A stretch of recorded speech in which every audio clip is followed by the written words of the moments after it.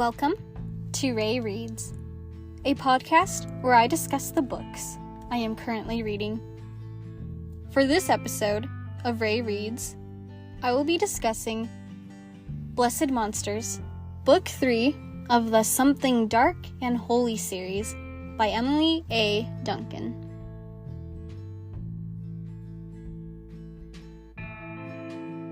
This book is dedicated to Thao, who wanted for Malachi's to have a book about him.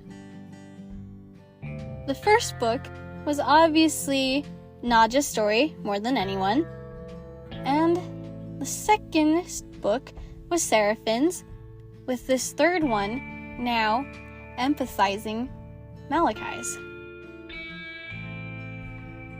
From book 1, I have always wanted more of Malachi's perspective. He is the most intriguing character, and I enjoy peering into his head. Normally, I like to focus on the relationship between Malachi's and Nadja. In this book, however, I find myself more interested in Malachi's and Seraphin's relationship, in their brotherly bonding. It would have been cool if they got along better, so that they could rule their country side by side from their separate thrones. That's wishful thinking, though. Malachi's, funnily enough, resents Seraphin for stabbing him. But let's not forget that Malachi's sacrificed and murdered Seraphin in the first book.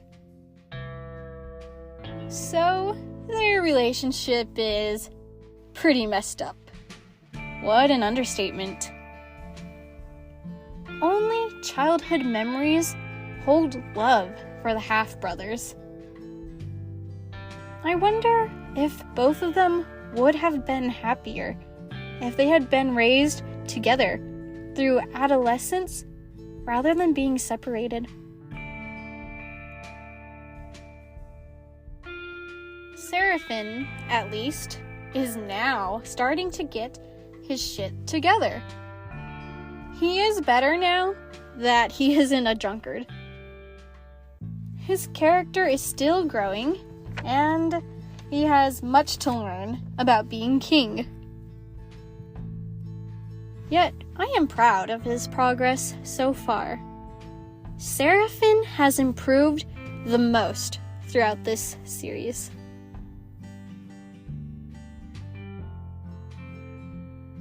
There should have been more with Seraphin and Casper's relationship. The power imbalance between them needs further discussion. They confessed their love, but the relationship hasn't progressed much beyond that. This series devotes so much time to Nadja's and Malachi's toxic relationship, which I don't mind, yet I wish the other relationships here weren't so neglected.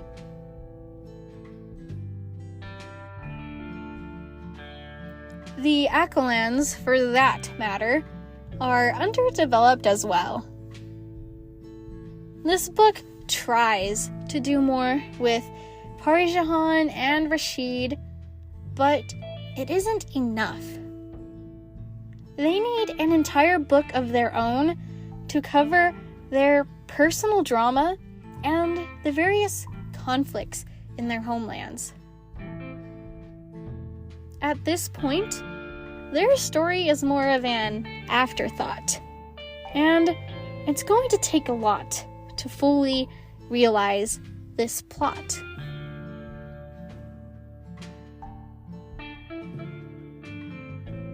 Hopefully, there will be more books to this series eventually.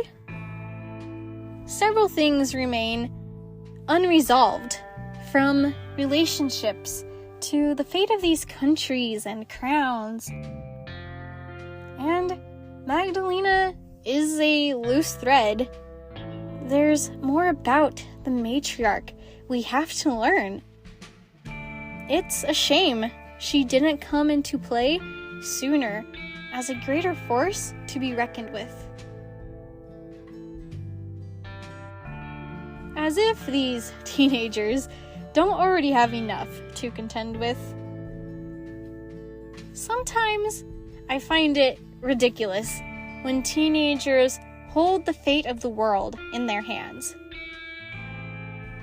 In this case, it makes sense with Nadia.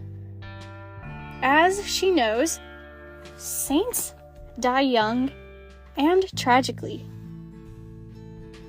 18 is awfully young to die, and to be burdened with such power over the fate of the world.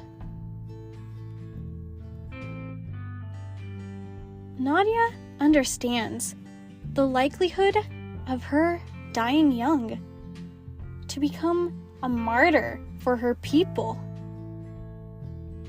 With this in mind, her decision to be more intimate physically with Malachi's makes more sense.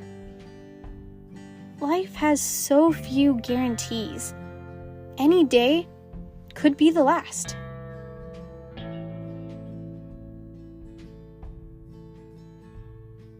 I appreciate how Parjahan gives Nadia contraception and the sex talk.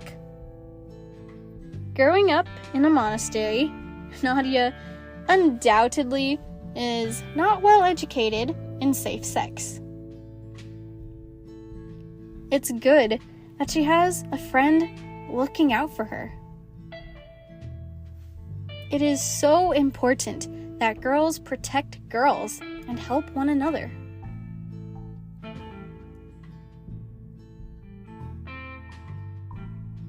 A lot of relationships are formed throughout these books, leaving the Accolans as the only single people.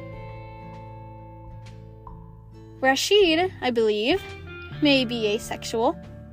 He confides that he is not interested in Parjahan, that he's not interested in anyone at all.